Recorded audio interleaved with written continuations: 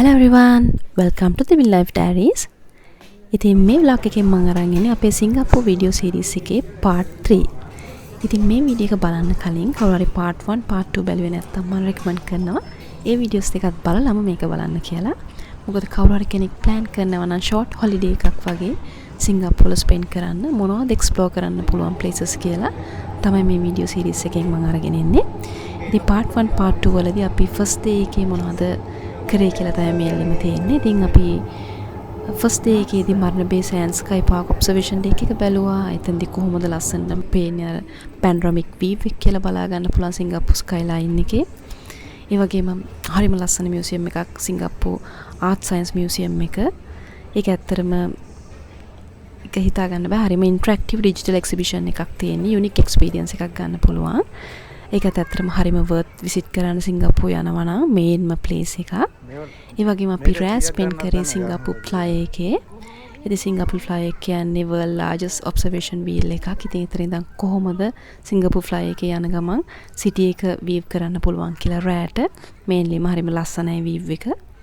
ඉතින් අපි සිංගප්පූර් ෆ්ලයි එකත් බලලා එතරම් තියෙන ටයිම් කැප්සූල් එක ඒකත් එක්ස්ප්ලෝර් කරන්න පුළුවන්. ඒ වගේම අපි රෑ Gardens by the Bay වලට ගිහිල්ලා රෑට තියෙන වීව් එකත් බලලා තමයි ඒ වීඩියෝස් දෙක ඉවර කරේ. ඉතින් කවුරු හරි දෙක බලලා නැත්නම් ඒක බලලම මේ වීඩියෝ එක බලන්න.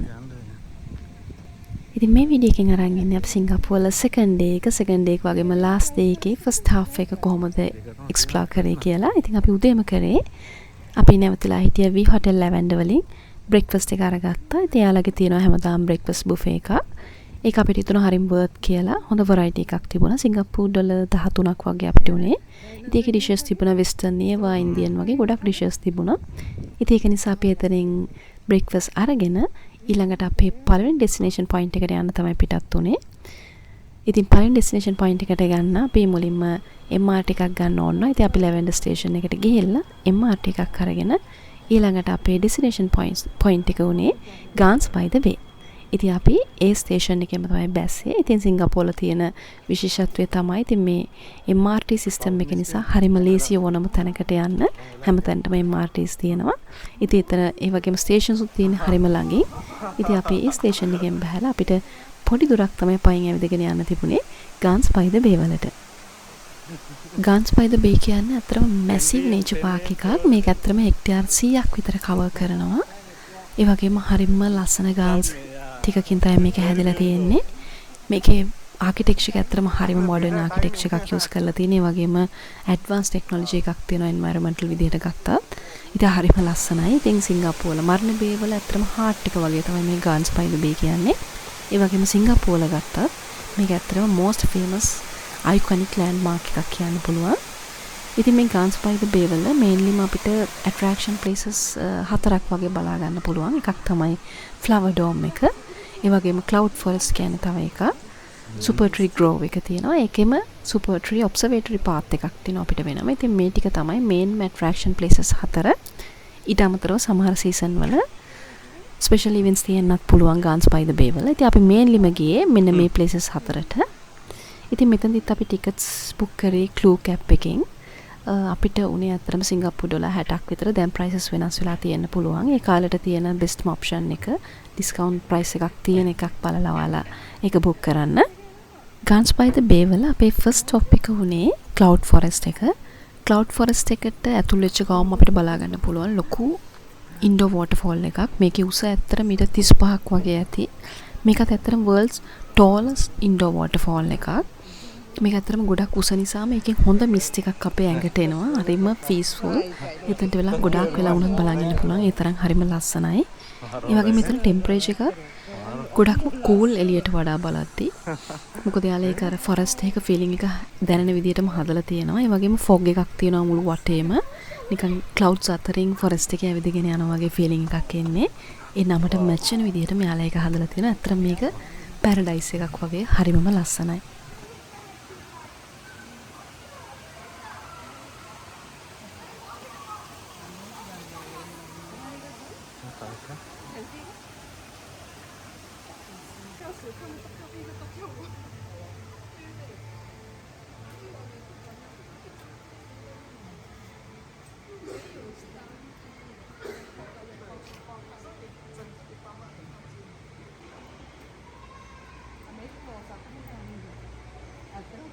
මෙතන තියෙන තවත් විශේෂත්වයක් තමයි අපිට මේ ක්ලවුඩ් ෆොරෙස්ට් එකේ අර ග්‍රවුන්ඩ් ෆ්ලෝ එකේ ඉඳන් විතරක් නෙමෙයි මේක ඔබ්සර්ව් කරන්න තියෙන්නේ.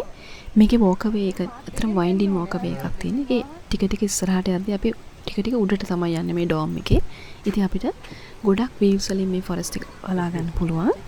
ඒකත් හරිම ලස්සනයි. මොකද වෝටර්ෆෝල් එක උනත් අපිට ගොඩක් වීව්ස් වලින් බලා ගන්න යන්න පුළුවන් ටික ටික මේකේ උඩට යද්දී.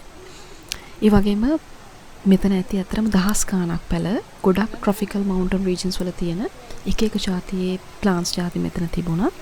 ඒ වගේම ලස්සන ඕකිඩ්ස් තිබ්බා, ෆර්න්ස් ජාති ගොඩාක් තිබුණා. ඒ වගේම ගොඩක් රෙයාර් ස්පීසිස් උත් බලා ගන්න පුළුවන්. ඒ වගේම මෙතන තියෙන views එකකට එකක් වෙනස්. අපි ඇවිදගෙන යද්දී එකම දේ නෙමෙයි පේන්නේ. එක එක beautiful gardens තියෙනවා.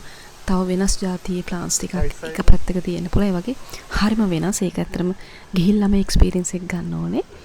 හරිම පීස්ෆුල්, හරිම රිලැක්ස්. ඒ වගේම හොඳ ෆොටෝජෙනික් ප්ලේසස් ගොඩක් එතන තියෙනවා. ඉතින් ඇත්තටම බලන පැත්ත හරිම ලස්සනයි. ක්ලවුඩ් ෆොරෙස්ට් එක කියන්නේ අමුතුම ෆීලිං එකක් වුණා. ඉතින් ඔයාලටත් පේනවා ඇති ක්ලවුඩ් ෆොරෙස්ට් එක මොන වගේද තිබුණේ කියලා.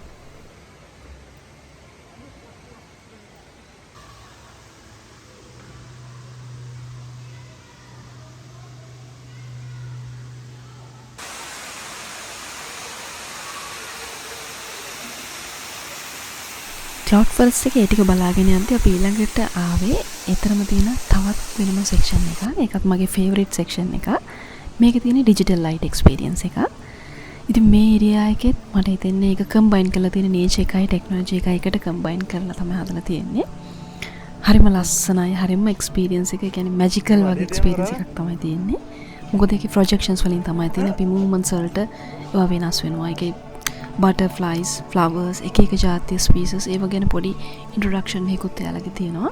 ඉතින් එතන පොඩි ළමයිට උනත් ඒක හරි මාස විදින විදිහට ඒගොල්ලෝ හදලා තියෙනවා.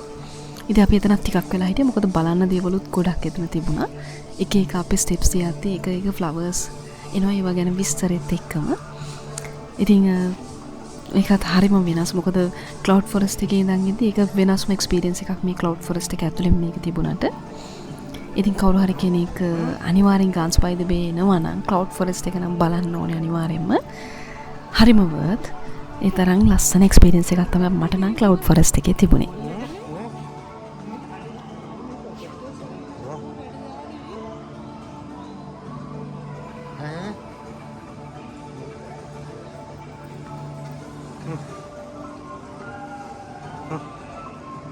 Next. Next.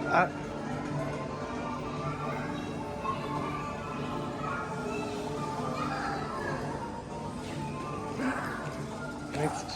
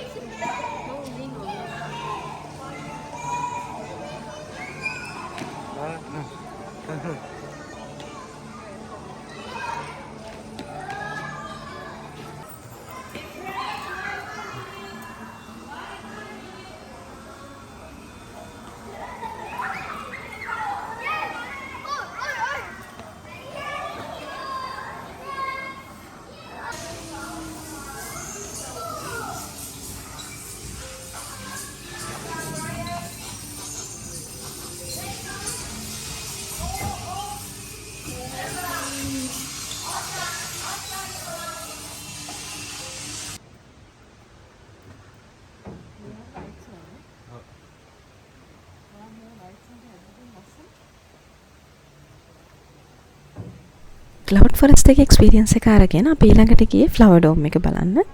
ඇත්තට මේක වෙනස්ම එක්ස්පීරියන්ස් එකක්. ක්ලවුඩ් ෆොරෙස්ට් එකේදී අපිට දැනෙනවා cool, misty පොඩි green ගතියක්. නිකන් ඒක හරහා යද්දී අපිට දැනෙන tropical mountain එකක් කරා ඇවිදගෙන යනවා වගේ. හැබැයි ෆ්ලවර් ඩෝම් එකට ආවට පස්සේ ඒක ඊට වඩා ගොඩක් වෙනස්. ඒකෙදි දැනෙනවා ලොකු colourful garden එකකට අපි ඇවිල්ලා ඉන්නවා වගේ. ඉතින් මේ ෆ්ලවර් ඩෝම් එක ගත්තොත් ඒක ඇත්තටම world largest greenhouse එකක් තමයි මේ ෆ්ලවර් ඩෝම් එක හදලා තියෙන්නේ. ඒ වගේම මේකේ regions ගොඩාක් තියෙනවා. රටවල් ගොඩක world එකේ නියෝජනය වෙන්න වගේ ඒගොල්ලෝ gardens divide කරලා ඒ gardens වලට ඒ region වලට අදාළව plants, flowers, ඒ atmosphere එක හදලා තමයි ෆ්ලවර් ඩෝම් එක හදලා තිබුණේ.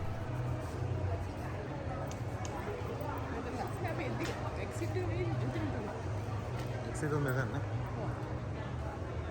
Ini කරමු නේ.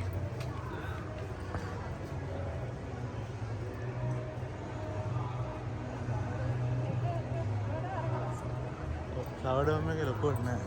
අර එයා කිව්වේ money waste කරන අර මං කිව්වේ. අපිට මෙයාල. අපිට ඒක. ඈ? ट्रेन ना कोई ट्रेन ना.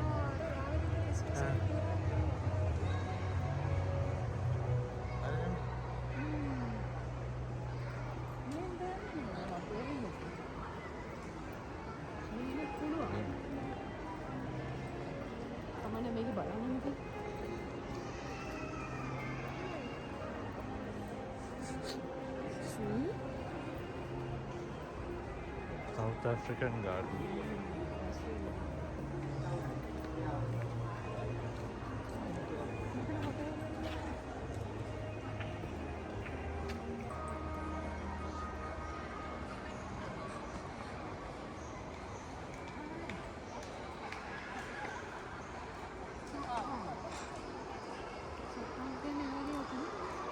Number?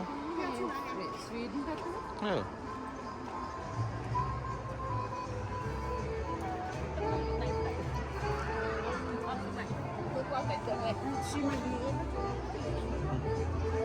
අපි සිංගප්පූගේ ඇත්තටම ඩිසෙම්බර් වල ඩිසෙම්බර් කියන්නේ ක්‍රිස්මස් සීසන් එක නිසා ෆ්ලවර් ඩෝම් එක තවත් ලස්සන වෙලා තිබුණා. මොකද හැමතැනම ක්‍රිස්මස් ඩෙකොරේෂන්ස් තිබුණා. ක්‍රිස්මස් ට්‍රීස්, ලයිට්ස්, මිනි ට්‍රේන්ස් යනවා වගේ හදලා තිබුණා. ඉතින් හරිම ලස්සනයි. ස්පෙෂලි යුරෝප් රීජන් එකේ ඒගොල්ලෝ ටිකක් හොඳට ක්‍රිස්මස් සෙලිබ්‍රේට් කරන නිසා ඒ ටිකේ ලස්සනටම ඩෙකොරේෂන්ස් හදලා තිබුණා. ඉතින් අපි ඒ ටිකත් බලලා ෆොටෝස් ටිකකුත් අරගෙන ඊට පස්සේ ෆ්ලවර් ඩෝම් එකේ තිබුණා ඉන්ඩෝර් එක්ස්පීරියන්ස් එකක් අරගන්න. ඒකට කිව්වේ blurring the boundaries කියලා. අපි ඒක ඇතුළට ගියා. ඒකේ කොහොමද තිබුණේ බලන්න.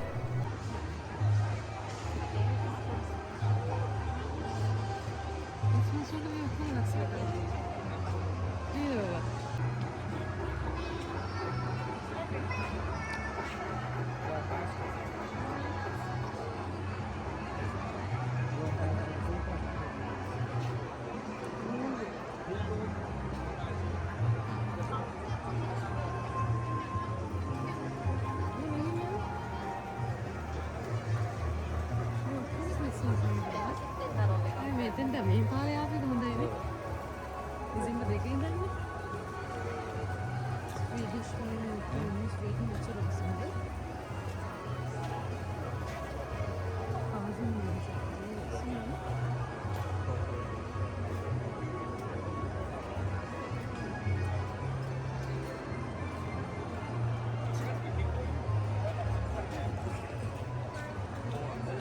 Same.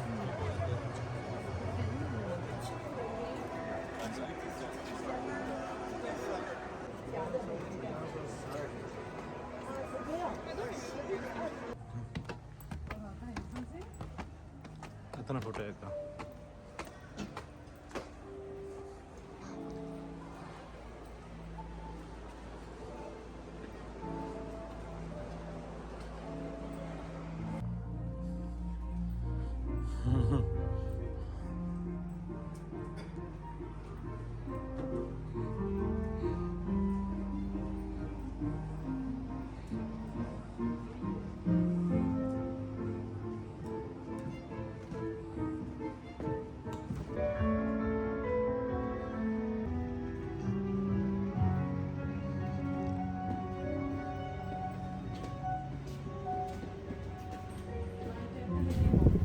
Gardens by the Bay වල අපේ last destination එක උනේ Super Tree Grove එක.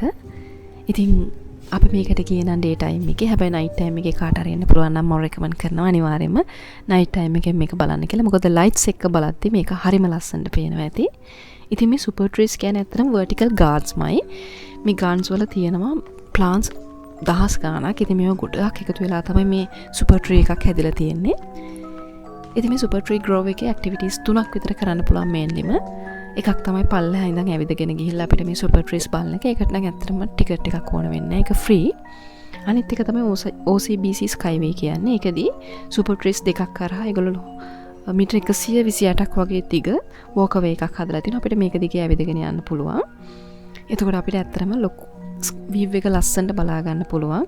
Gardens by the Bay පේනවා, Marina Bay Sands තියෙනවා. ඒ වගේම සිංගප්පූර් ප්ලයි එක බලන්න පුළුවන්. ඉතින් ඇත්තටම ස්කයිලයින් එක අපිට හොඳට බලා ගන්න පුළුවන්. ඒක තමයි එකක්. අනිත් එක තමයි සුපර් ට්‍රී ඔබ්සර්වේටරි කියන එක. ඒකදී ඒගොල්ලෝ ටෝලස්ම සුපර් ට්‍රී එක සිලෙක්ට් කරලා ඒක මීටර් 50කට වඩා උසයි ඇත්තටම. ඉතින් මේකෙදී අපිට ලිෆ්ට් එකක් කරා උඩට ගිහිල්ලා අපිට පුළුවන් ඉන්ඩෝර් එක ඔබ්සර්ව් කරන්න සුපර් ට්‍රී එකේ. ඉතින් මේකෙදී ඒ වගේම තියෙන ඕපන් එයා රූෆ්ටොප් ඩෙක් එකක්. ඉතින් මෙතන ඉඳන් අපිට පැනරොමික් වීව් එකක් තියෙනවා Marina Bay Sands එකේ Gardens by the Bay වලයි. ඉතින් ඇක්ටිවිටි එකත් හරිම ලස්සනයි. අපි අතර මෙතනින් සිලෙක්ට් කරගත්තේ OCBC Skyway එක. ඉතින් අපි මෙතනදී එක සුපර් ට්‍රී එකකින් දැන් අනිත් එකට තියෙන වෝකවේ එක දිගේ ඇවිදගෙන ගියා. හරිම ලස්සන එක්ස්පීරියන්ස් එකක්. ඉතින් සුපර් ට්‍රී ග්‍රෝව් එකේ ඔහොම තමයි අපි එක්ස්පීරියන්ස් එක ගත්තේ. ඉතින් මෙතනින් මම සිංගප්පූර් වීඩියෝ සීරීස් එකේ 3 වෙනි වීඩියෝ එක ඉවර කරනවා. ඊළඟට අරන් එන්න තියෙන්නේ ලාස්ට් එක. ඉතින් ඒකත් වෙනස්ම වීඩියෝ එකක්. මොකද සෙන්තෝස් අයිලන්ඩ් එකට ගිහිල්ලා අපි යුනිවර්සල් ස්ටුඩියෝ එක කොහොමද එන්ජොයි කරේ කියලා තමයි එකකින් අරන් එන්නේ. ඉතින් අපේ channel එක subscribe කරලා නැත්නම් subscribe කරන්න. Thanks for watching. Bye bye.